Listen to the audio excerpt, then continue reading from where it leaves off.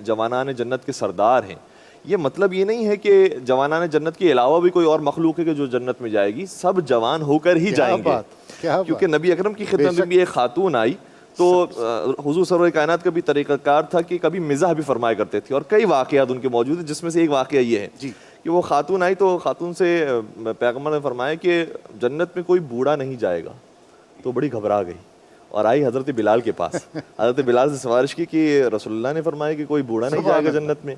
तो जब जनाब बिलाल आए तो हुजूर सल्लल्लाहु अलैहि वसल्लम ने फरमाया कि जन्नत में कोई काला भी नहीं जाएगा। अल्लाह अब हज़रत बिलाल भी परेशान हो गए। उनके चचा यानी पैगम्बर के चचा हज़रत अब्बास की खिदमत में आए। ठीक, हज़रत अब्बास जब तशरीफ़ लाए तो पैगम्बर ने फरमाया कि कोई बूढ़ा मर्द भी नहीं जाएगा। ठीक, ये तीनों जब हैरान परेशान थे तो उस वक्त हुजूर सल्लल्लाहु अलैहि वसल्लम ने इस राज से पर्दाफाश किया कि जन्नत में जो भी जाएगा वो जवान होकर भी जाएगा और नूरानी और सफ़ेद होकर जाएगा। इसलिए इंशाअल्लाह जो जवानान जन्नत के सरदार हैं वो फिर तमाम ही जन्नतियों के सरदार। बहुत खूबसूरत माशाअल्लाह।